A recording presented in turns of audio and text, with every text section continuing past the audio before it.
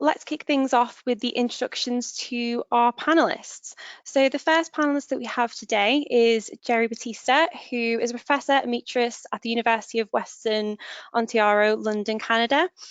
Dr. Batista is a certified medical physicist who has worked in cancer centres that deliver radiation treatments to cancer patients. He also served as chair of medical biophysics at Western, and he's Canada's which was Canada's first biophysics department. And he has also won the Top University Award for Excellence in Teaching.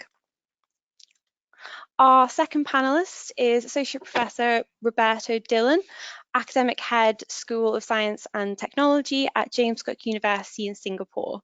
Originally from Italy, Professor Roberto Dillon moved to Singapore in 2004, where he started teaching across different institutions, as well as being active as an indie game developer. His research interests span different areas of game design and serious games, as well as other IT-related fields like cybersecurity. And thirdly, we have Pamela Macaulay, 2019 Technologist of the Year, Professor and Director of the Ergonomics Laboratory in the Department of Industrial Engineering and Management Systems at the University of Central Florida. Dr. Macaulay is an internationally recognized engineering researcher in the development of mathematical models, human engineering, and engineering leadership. She is an award-winning educator on a mission to empower students and professionals to successfully pursue STEM educational and career goals. Last but certainly not least, we have Dr. Michelle Kruger, Advisor to the Minister of Water and Sanitation in South Africa. Dr. Kruger is a professionally registered engineer with the Engineering Council of South Africa. She specialised in water and wastewater treatment, and she's recently been appointed as the member of the Advisory Committee on the Stabilisation and Efficient Functioning of the Water Sector, linked to the Department of Human Settlements, Water and Sanitation under the Honourable Minister Sisulu. So thank you, panellists. So the first segment, Future-Proofing STEM Education, title of this webinar, where do we currently stand? I can start. It's Jerry here from Canada. I did make a note to myself that I find, at least on the Canadian side, that universities are somewhat behind on this topic. I find that colleges seem to be more in tune with future demands of employers, and that universities tend to be somewhat more purist and not advertising as strongly in terms of applied fields. There's still much an ivory tower with departments of physics, chemistry, and engineering, very kind of siloed. And I fear that universities have fallen behind. I think that's a very realistic concern because we do see that many times in the academic environment, the university environment specifically. But there are some efforts, I think, underway, particularly programs like where you have project-based or project-focused learning experiences. And the National Academy of Engineering is leading many initiatives in terms of how to have project-based learning to be an integral part of the curriculum. And I think that's absolutely essential, particularly for today's students, because many of them, they want to understand what the theory means and how to apply it. And we know we live very much in a right now instant gratification society. So I think it's imperative that universities really do step up and start having the educational models be very relatable and very relevant for today's students. Yeah, actually connecting to what Pamela just said, I have to say that, yeah, I agree with that. And indeed, I think there is a sort of issue that we have in STEM education that sometimes we have really to manage students' expectations. I think this is very important because, of course, STEM has the ability to excite us about all the very incredible future that we may create. But it's also important to understand that there are really no shortcuts. So even those roles that seems very exciting and which may even be kind of romanticized in movies or social media, and as examples in game development or cybersecurity roles, it's really important to understand that we need to build a solid foundation first, and that really there are no shortcuts. So everything has to be built very slowly and with a lot of hard work and constant study. So it's really very important to get a lot of also practical exercise and projects. And even though we won't need to obviously reinvent the wheel when we are working, when we are starting out, I think it's very important to understand how the wheel is built so that we can actually then improve and innovate later when we become expert in a specific field. This is Michelle. Hanging on to that, I think it's very important in the field of STEM to be able to move with other fields, to be able to go online. I'm currently part of an international training program for the FIDIC, which is the International Federation of Consulting Engineers. We only do management training on this platform, but obviously when you go online, it's very important that you're still able to have the face-to-face connection with your student to make sure that they understand exactly what you're saying, but also to make sure that the information goes across that's relevant, excites them in the field of STEM. Some comments around going online. I've found that it works better if you have the online option, but it includes the option to go face-to-face, and I'll speak more about that later. The other very important aspect to look at it is to see how does this affect your price if you're going to be able to go online and face-to-face. Often we see with the FIDIC training that we do have a problem when we get to having to see the students face-to-face, because these are students from all around the world, and often if you're from a third world country, it's not that easy to be able to get to that price point or afford it. What I've also found, and I can just name an example of what we're also doing with the FIDIC training, is having a proper online portal. For the FIDIC training, we use Podio. There are many out there. What I like about Podio, it allows you to arrange your meetings. It has your library. It allows for access to your webinars. And at the end of the day, it allows students, for example, Asian students are extremely shy, to have recordings available to them. For people who don't have access to recordings in their first language, to go over it slowly. So where we are now, when it comes to management or non-STEM training, it's easy to say, let's go online, but it is not that easy for STEM, which needs practical examples and practical interaction, to go online, but it's not something that we can't overcome. Oh, I completely agree with you. I've been teaching ergonomics classes and biomechanics classes, which are very lab intensive. And oftentimes when I've had students that are at a distance, and this was prior to much of the new technology that we've had that has enhanced our ability to engage students remotely, but I would have to design a particular type of lab. So I think while there may be an initial additional demand on faculty members, it's well worth it, because we do have to design some type of interactive experience in many of our STEM related courses, particularly some of the science courses. And so, but I think that those things are very doable and very manageable.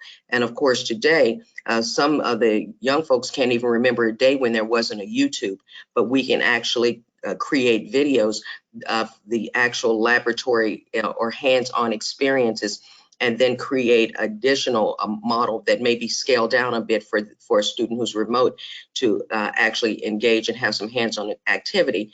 But I think it's absolutely imperative that we do move the STEM education community into online spaces and places.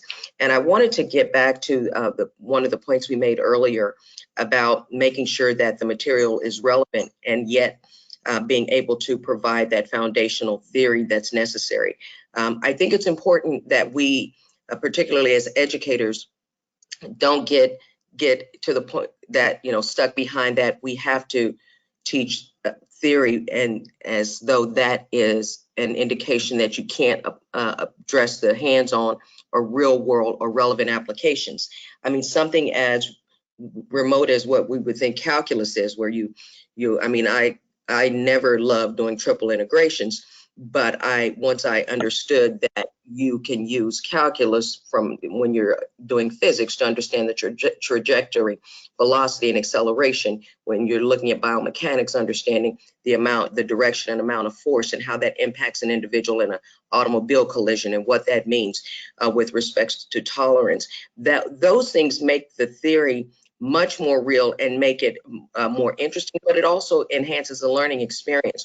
So I think we really have a huge responsibility to tie our theory to applications that our students understand.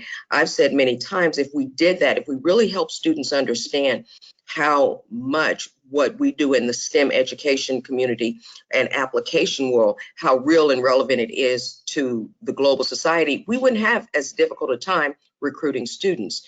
But again, I think we have to have some paradigm shifts in our educational pedagogy. I'd like to chime in on a few points. It's clear that there's a wide spectrum, as Roberto has pointed out, between the fundamental physics, for example, and the applied engineering. So there's a spectrum there, and we have to balance it. And I also agree with who just spoke with regard to telling students right up front, here's why this fundamental theory is relevant to you, and give examples. You know, we talked about, I'm a physicist, so we talk about, you know, trajectories in space exploration. If you don't understand the basic physics, you're not going to get to Mars. So I think putting out those applied areas at one end of the spectrum fairly early on and telling students why you should learn this catches their attention, and then you can go into the more sort of difficult calculus areas, etc. I agree, Jerry, and this is Pamela. I completely agree, and I'm not at all minimizing the importance of the theory, but like you said, and it's almost like a carrot that we can dangle in front of them. I mean, even when you look at things like the UN Sustainable Development Goals, every one of those UN Sustainable Development Goals can be addressed by some form of STEM. So oftentimes I'll begin a lecture with a discussion of one of the UN SDGs, and then bring it back to and tie it to a concept that I'm teaching, you know, whether it's ergonomics or biomechanics or even probability and statistics. And you have a different level of enthusiasm when the students see that carrot dangling out in front of them, that maybe once I learn this material, I will be able to apply it in some of these places and spaces. Agree 100%. Yeah. Okay, thank you, panelists. I think you've done an excellent job here at setting the scene for this really important debate. We're going to move on to the next section, which is predictions for the future of the industry and for STEM teaching. So I'll pass it back over to you guys. I guess I can go again first. It's Jerry.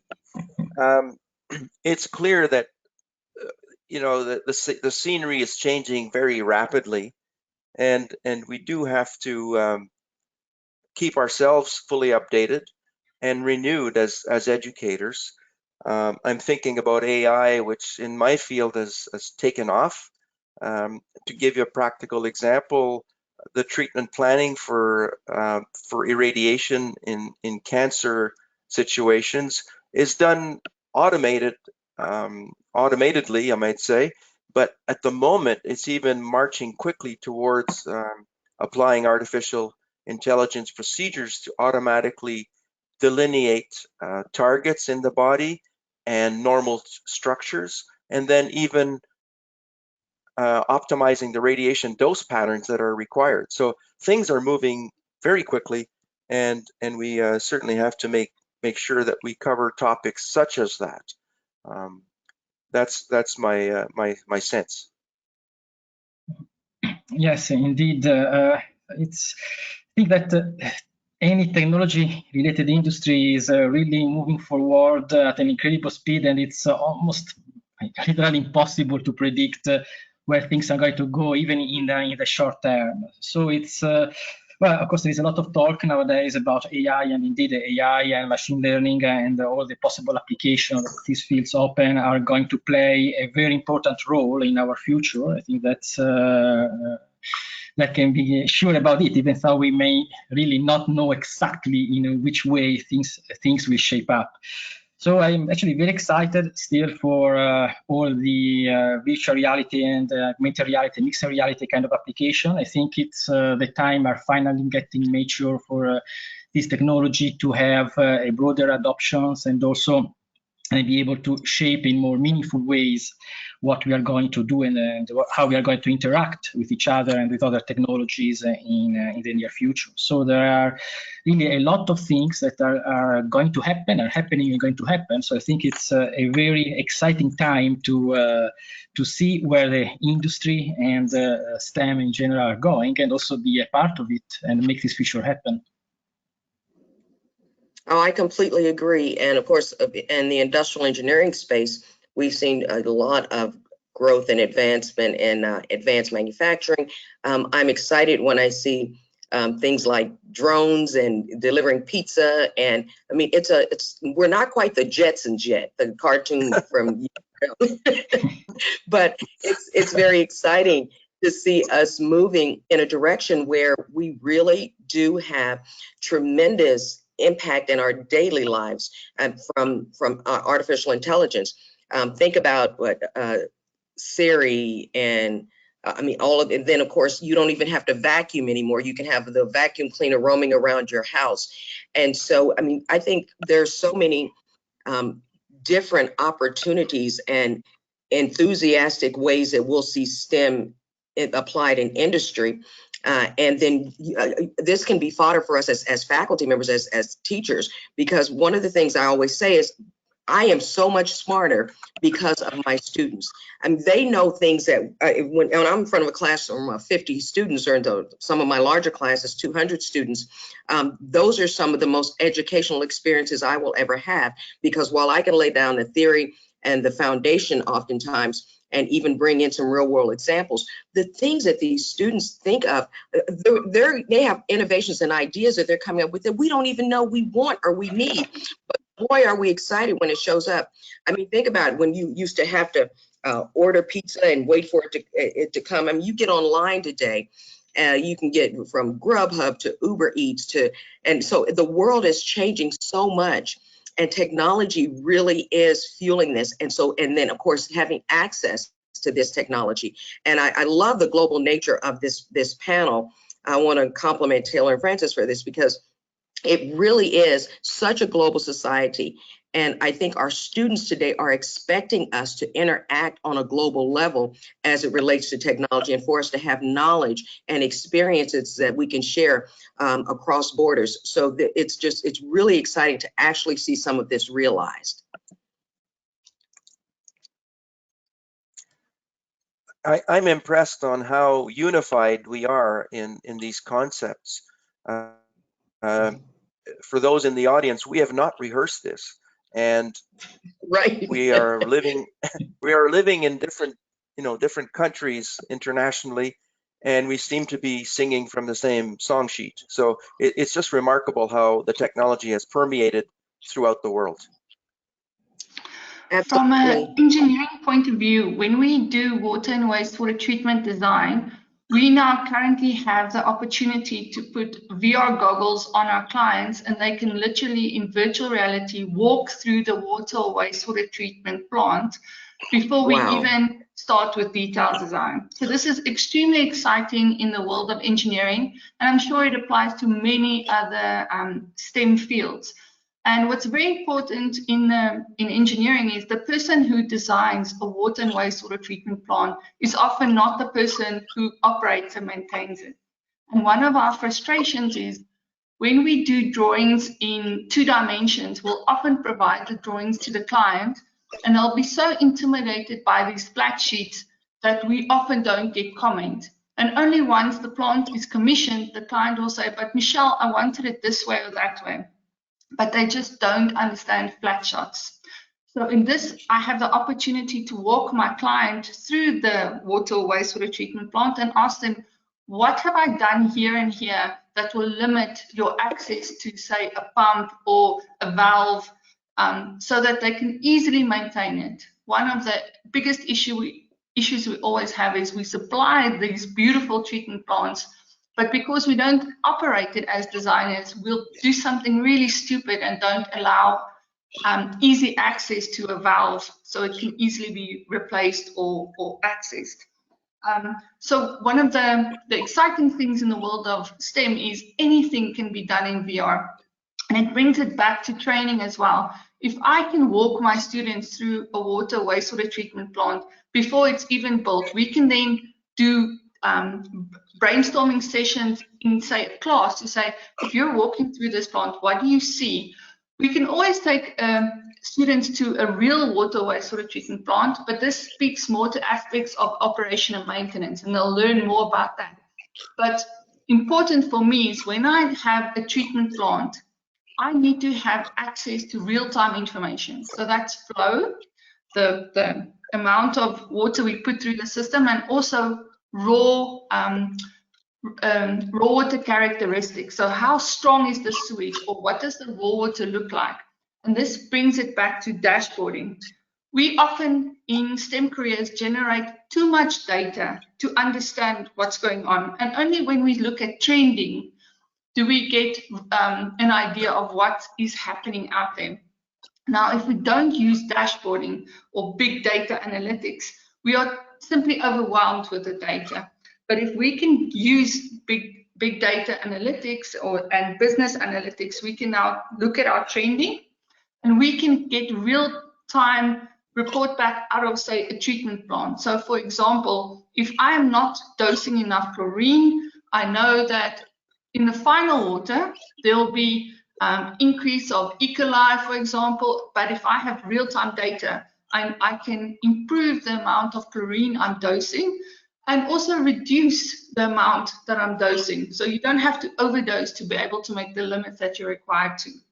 And it makes it very exciting in all aspects of industry to know that up until now, I can't adjust fast enough to the changes of my incoming whatever. It can be anything in the industry. But now if I have real-time data, I can adjust anything from energy usage to chemical usage, and in this way ensure that we have other options when it comes to the life cycle costing of anything we do in STEM. So this is very exciting to me.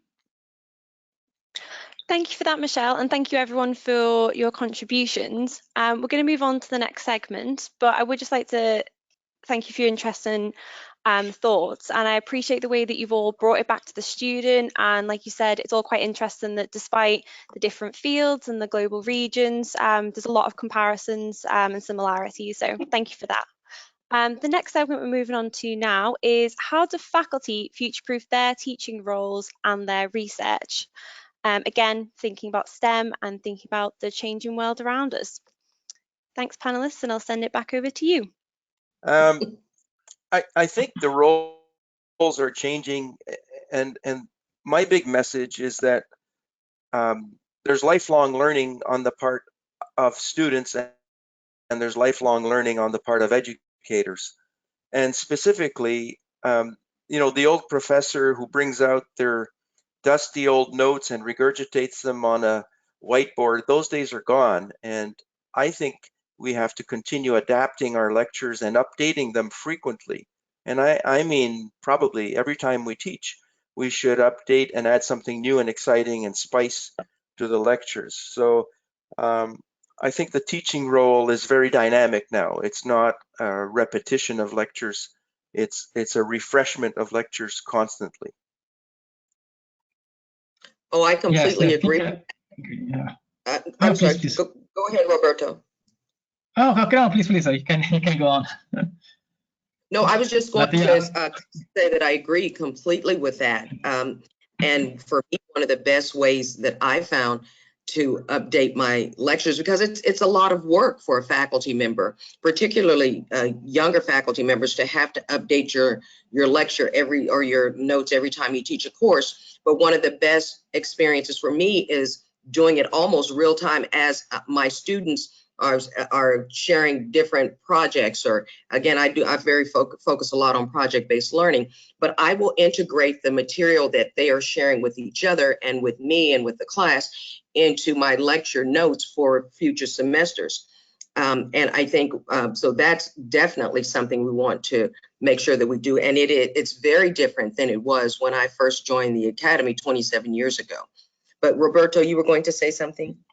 No, but actually, I also strongly agree with what you just said, because it's really important also for us to, well, in a way to do what we preach, so that also students need to understand from the very beginning that they are in a field where they need to keep learning throughout their lives. And also for us, this is our duty to show them that we are also keep learning and improving new things and experimenting with new things. And that's also something that needs to be reflected in our teaching approach, not just in our research work. So definitely when we teach subjects that are also evolving, there is a strong need to revise, to constantly revise our teaching materials and slides and so on. And that is a task that, we should actually welcome, because it shows that we are keeping ourselves up to date, that we still have the kind of curiosity to keep modifying things, changing things, and slowly improving and refining our skills as well. So that's really a very important aspect of our career that we need to keep always in mind. From my side, I think it's very important to hold hands with industry for two reasons. Number one is, if we can have guest speakers from industry come in and speak to the students, we will have more project-based experience to add on to the teaching already given. But number two is, I remember when I did my master's and doctorate, we were grasping at straws to come up with topics, especially to make sure around the doctorate it's never been done before. What I really think that we can do is, if we hold hands with industry, we'll make sure that whatever research is happening is very topical, very in the moment, and very necessary. Whenever there's a downturn in the economy, the first budget that goes is research and development. And to universities, the budget's available there. So if we can combine the needs of industry when it comes to research and development with the needs of master's and doctorate students who need topical, in the moment research topics, I think we will find success there. I could not agree more. I think that is such an excellent point. And in fact, so much so that when we talk about faculty future-proofing their teaching roles in research, I actually developed an industry advisory board for my ergonomics laboratory, because I so strongly agree with what you're saying, Michelle, that it's absolutely imperative that the things we're teaching are relevant, and that our students are walking out of our classrooms and walking into industry well prepared to immediately begin to make a contribution. And I want to piggyback on something you said in the previous session that I think is so relevant to future-proofing our teaching roles in research, and that is the interdisciplinary nature of what we need to be teaching today. I think Jerry said earlier that the days of the old professor have really gone away. And I mean, we were so siloed previously, but today you really do have to understand the interdisciplinary nature of our experiences as it comes to applying STEM knowledge as practitioners. And so therefore we need to apply that in teaching. When you were talking, Michelle, about the example of taking them through using virtual reality to show a new design, I just wrote down some notes. You're using data analytics, you're using virtual reality, and of course, and this is in an environmental engineering or environment. And so when you look at the interdisciplinary nature of what we can teach from an experiential standpoint, once that foundation has been laid, I mean, it's very powerful, but it's unlikely that any of us are going to have that knowledge ourselves. So I was going to say that very thing you did say about bringing colleagues and collaborators into the classroom so that we can begin to teach these different fields and help the students understand how it's applied. And your example so beautifully laid that out. So I think it's really important that we do understand the interdisciplinary aspects of our field and then invite colleagues, industry folks, collaborators into the classroom to share these principles and applications with our students. Absolutely, and especially when you have your partners from industry and you have the virtual reality software, they can actually. I do know that whenever I've told students what I've done wrong, they remember that. But when I've told them what I did right, they never remember that. So we then can get people from industry to say, this is what I messed up here, this is what I messed up there, please remember it. So in humor, we might get them to. Can I pipe in? It's Jerry again. Sure. Yeah, I just wanted to reinforce a lot of excellent points that were raised. The interdisciplinary one really rings a big bell with me. I'm obviously in a biophysics department, which is sort of a merge of biology and physics, and there's similar other examples for sure. But it's so important to realize that the major leaps forward in society have been through interdisciplinary interface research. You think about DNA, you know, the use of X-ray diffraction and a biologist to outline the structure of DNA. You think of transistors that have, you know, been packed into circuits at a phenomenal rate, and they started off in a physics lab. You think of so many advances that come from the interface. That's crucial. As far as involving industry, just to give an example from the province of Ontario here in Canada, I had a number of grants where if you put forth the project and involved industry, the government would match the amount that industry puts in. And these grants were, in my mind anyway, the most successful grants that we had. Students benefited from that because they saw the evolution of products. They saw the patent applications that followed, and it's a real education to involve industry in projects that are multidisciplinary. Maybe just to add my last comment, and this is going back to the silos of academia. If we know the students need to understand 4IR, perhaps we can involve other faculties such as IT, computer science, to make sure that they have the tools and capacities to walk into industry knowing how their discipline or field of expertise is affected by 4IR and know how to walk forward and not be afraid of technology.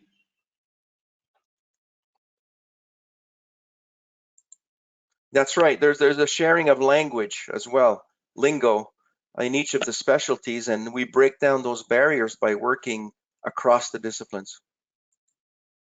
Thank you all. Okay. Thanks again for your contributions. I especially like the discussion around interdisciplinary research and, you know, trying to move away from being siloed. As an academic publisher, this is something that we're very aware of. So we can see that this is mirrored within universities and within research as well. So I really appreciate that part of the discussion. Thank you. So moving on to our final segment of the webinar, I want to ask the panelists, what advice would you offer to your peers in relation to the topics that we've discussed and the challenges and issues that faculty are currently facing in this sector? Thank you. I think we've covered it already. The idea of lifelong learning and adjustment, adapt. That would be my my recommendation. You can't remain stagnant because the world around you is changing so fast that you'll become obsolete. So continue to be curious, to see new applications, and excite students about those applications, and refresh yourself. Take courses, and interact with others. Yes, I think I can just join this and say that also my recommendation would be always to remain curious, and we need to try to explore new possibilities, try also to find some opportunities where there are problems. And this obviously also links to what we have said also in the previous points, because the cross-disciplinarity is a very important aspect that allows us to have this kind of diversity, that allows us to look at problems from different perspectives. I find often a fresh perspective, which we may not have thought of, which can really help and bring us closer to a solution. So remaining curious and try to see also what our peers are doing in different fields can and will definitely help us to find always fresh opportunities and new ideas.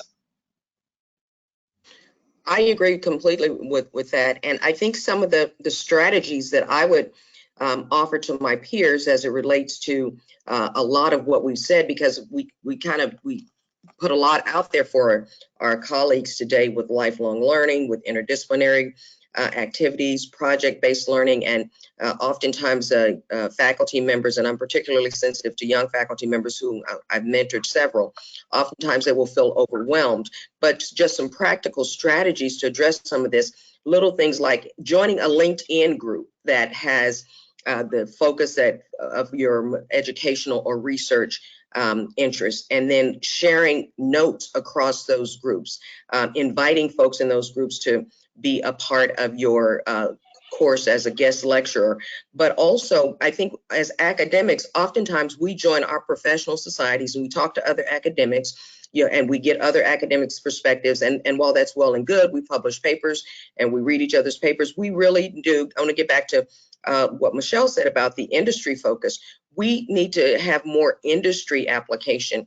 And the term use-inspired research, where we know that the research and the things that we're engaged in are going to be more directly applicable. So I would encourage my colleagues to join an industry-focused professional society and start to engage some of the folks outside of the academy as a way to make sure that you're keeping yourself fresh and on point in terms of what the things are that are most relevant for our students to understand today. One last item that might feel a little left coming out of the blue that I'm adding here is, I've just noticed in the field of STEM, we typically attract a certain personality type, typically introverted, and somebody who's very detail oriented. Now that's a big generalization, so I apologize already. One of the things coming from industry that I noticed is often, whenever, it doesn't matter what field of STEM you're in, inevitably you're going to have a client who's willing to pay for something. And I find a lot of the typical personalities in STEM need to have some additional training around emotional intelligence so that they are able to sell themselves, their skill set or a product, to be able to engage with clients, keep those clients happy, understand their needs. So to me, that's a lot around emotional intelligence, and maybe some input around entrepreneurship to also understand the finance of a business, productivity, profitability, and so on. And then the last one is the next move after 4IR is 5IR. And there's a lot of definitions around that, but it comes back to the Sustainable Development Goals, where we say, don't do something just because it's for profit. Some of the definitions of 5IR is, instead of having to do something for money, why don't we do something because it's right? It's right for the planet, it's right for the human race, it's right for the environment. Let's just do the right thing. And then some of the goals or KPIs of companies are now moving towards that, to say, what are you giving back? And it's not just about profit. So that's my 2 cents to say, we can tie in the technical, we can tie in the 4IR being IT ready, but at the end of the day, if you're just going to work every day for profit, that's the quickest way you lose a client. If you do it because you're passionate, because you love it, because you understand the need behind it for the society as a whole, that's when I'm just seeing I get a good response from my client, and they can see I love what I do, and I'm doing it not just for me, but for, in my case, the final user. I'm bringing water to my communities, and I'm bringing dignity through sanitation. So for me, if we can have, when we interact with our students, to say it's not just all about science and research and profit, there's a personality, or shall we say a greater good in all of this as well. I did think want that's to. an amazing point, Michelle. And I'll add, even you mentioned entrepreneurship. I think that is a huge opportunity for us as STEM educators when we are in front of our classrooms to engage them and talk to them about entrepreneurship, and I'll call it also innovation opportunities, because in addition to being a professor, I have been an entrepreneur and innovator for over 20 years, and I have seen how it changes students when they really do see the knowledge that we are sharing has true innovative opportunities and applications. And I'm glad you mentioned the emotional intelligence. I do think that that's oftentimes something that we don't really emphasize, certainly as faculty members, but once you get into industry, it's as important, and sometimes even more important than the technical ability that our students have. So I do think that's a very powerful point that you're making, and that we should, in fact, emphasize those things with our students.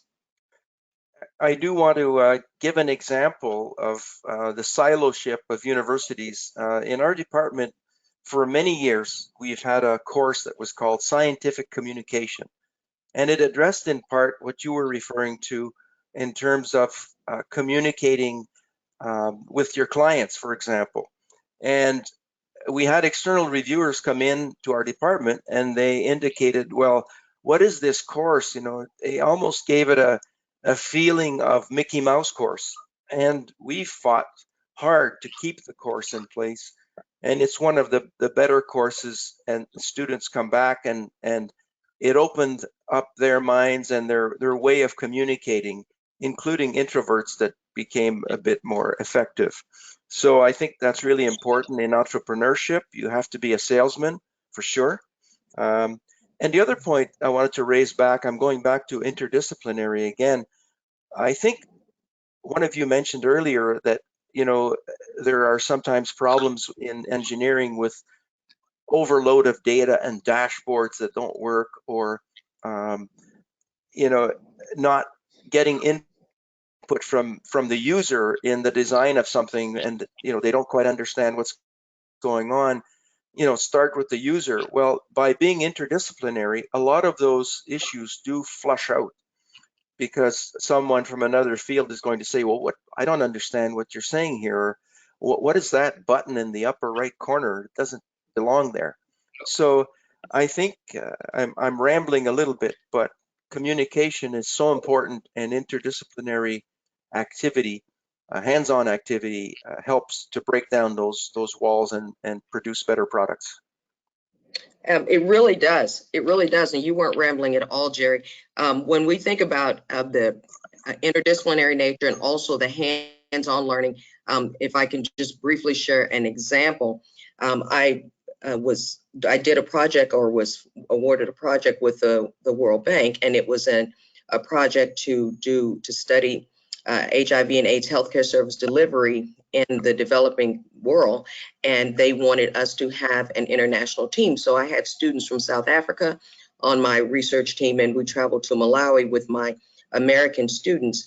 And I actually had a student, when we presented the results, actually started crying and said he really understood now how to use his industrial engineering knowledge, and how he was going to go back to his country and actually apply this industrial engineering knowledge. And these are simple, I'd say simple, but basic industrial engineering principles of efficiency and process design and human engineering, so that you can enhance healthcare service delivery. And in my that was a couple of years ago, this happened in my 25 years of teaching, I have been sharing much of this, but I'd never had a student respond that way. But it was because it was so real and it was so relevant. And this project, and he wasn't even one of the students that went to Malawi with the team, but when we brought that back and shared that project-based experience, and so this, and I've tried to adapt some of this for my distance education. So if they can't actually go to the project, then bring those real world experiences back for them and so it's so powerful, the opportunities and the position that we're in as educators. And so I remain enthusiastic about the academic environment, even as challenging as it is with us needing to be more interdisciplinary and more project-based. But when we see situations like this where that not only that light bulb comes on, but the enthusiasm associated with knowing that they can use their STEM education to truly positively impact the world. I mean, it's a great opportunity for us. Thank you, panelists. I very much appreciate your thoughts across the different segments of this webinar, and especially appreciate the real life examples that you've brought as well. But we're going to take this time now to read out any questions from the chat box. This is for Professor Jerry, the teacher who taught scientific communication. Is from your department or the Department of Psychology? So the course is given within the Department of Medical Biophysics, and it has been there for decades. And the outcome is that our students have presented at international conferences and very often end up in the Win Place show or the first three in terms of awards for presentation, either in poster form or on a computer or in real life presentation verbally. So the course is within medical biophysics. It seems out of place that it should be there, and that's why external reviewers try to kick it out all the time, but we maintain it and we can defend it with output that is commendable. Excellent, thank you, Jerry. And yeah, just while we've got a couple more minutes, do any of the panelists have any questions for each other that you think might be beneficial at this time? Don't worry, there's no pressure if you don't.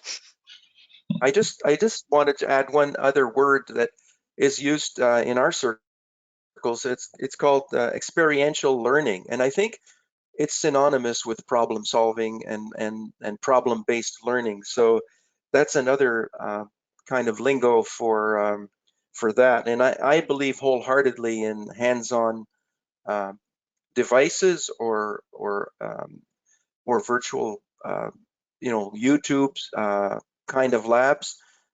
We have designed and commercialized a small scanner, which is an optical CT scanner. So this mimics a real medical scanner that occupies a large room and produces radiation, but this one is a tabletop device, and we commercialized it with a small company here.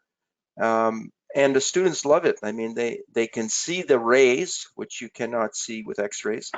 They can manipulate and take images of all sorts of things that are transparent. It's radiation free, there's no risk, and it's fully portable, and we can project all the images in real time onto a screen. So I'm a really firm believer after that experience in problem-based learning and problem solving and so-called experiential learning. Great, thank you for sharing that, Jerry. Just before we move on to the sort of next steps and close the webinar, we just have one more question.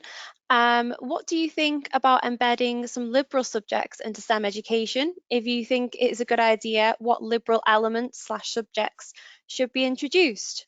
And I send that over to any of the panelists who have any sort of responses to that. Well, maybe I can start on this. That of course depends in which specific fields we're talking about, but in areas like game design, game development, Definitely, there are some more liberal subjects from literature, history, mythology, which are very relevant. And then again, goes to stress even more the fact that interdisciplinarity and is very important in specific fields, actually in many different fields, because really you can learn a lot of new ideas and be inspired by different knowledge that can come really from anywhere. So in games, that is also the liberal arts and are very important, not only for the, say, the artist side, but also for the technical guys can learn a lot from things. I'm going to pipe completely, in. Yeah. Go ahead, Jerry. Okay. I just wanted to add one obvious one. Certainly English, communication in writing, I find this is sometimes lacking in some of our graduate students, and I would not, push that aside. That I think we probably need to improve writing skills in communication, because eventually we write reports and we send reports to customers, and it's really important to get that right. And then I'll throw in a curveball. I'm a musician as well, and I certainly have used music in teaching the principles of magnetic resonance imaging. And Wow. so you just never know what liberal arts background might actually come out in your teaching. And this was a total surprise, but the parallel between a guitar and an MR scanner is remarkable, and we've produced videos on this. I don't suggest everybody take music. Well, no, I think that that's really cool. I think from a liberal arts standpoint, because we are seeing so much interdisciplinary need and also cross-cultural interaction, that the social sciences, that could be a very important area of study for our STEM majors, because clearly you need more than your STEM knowledge to be successful. So I think it's a very good idea to engage, to make social sciences and other areas within the liberal arts part of the core curriculum for STEM education. Unfortunately, oftentimes you run into, you just don't have enough time to integrate these subjects, but I strongly encourage these subjects to be integrated in the STEM education process. From my side, I think very important is business finance, and it's across the board. Even the youngest person in STEM needs to understand, for every hour they spend on finding a solution, what effect does that have on their profitability and their productivity. You can have the most detailed answer to a client's question, but if you're not able to charge those hours, or that was not the agreement with the client, then you are not profitable and you're running into a loss. You also need to make the client understand how many hours will it take to come to the solution that they need. You need to understand and listen clearly to the client. What is the actual problem? You might be going off on a tangent, thinking you know what they need, but you weren't listening properly. So maybe that goes into communication and emotional intelligence. But at the end of the day, you can have the best answer, but if you're not able to give that answer across within the your productivity and profitability, then your company will be a dud at the end of the day. You might have the best, most expensive, shall I say, solution providers, but if your client cannot afford that, you need to be able to also to communicate with your client to say, this is, you want Rolls-Royce, but I can give you a Volkswagen Beetle for what you're willing to pay me. At the end of the day, in STEM careers, we always discount our abilities and what we're worth. I always say to the students, whenever you have a medical problem, will you go to the doctor and ask for a discount, or do you ask a lawyer for a discount? At the end of the day, when we as STEM practitioners give an answer, we shouldn't underestimate our worth and ability to give, especially in this time of climate change, resilient design. We mustn't discount ourselves and what we have to offer. Excellent. Thank you, panelists, for your final thoughts. Thank you for everyone who asked a question in the chat box. There was also a few people who just gave some positive feedback, so thank you again for that. So I'm afraid we've come to the end of the webinar now, but I just want to follow on some next steps. There'll be a follow-up email with the recording, the survey, and links to the author's latest books, which you can see on the screen now. I'd like to thank everyone for listening and participating, and thank you very much to the panelists, without which this webinar wouldn't have gone ahead. So thank you again, and enjoy the rest of your day.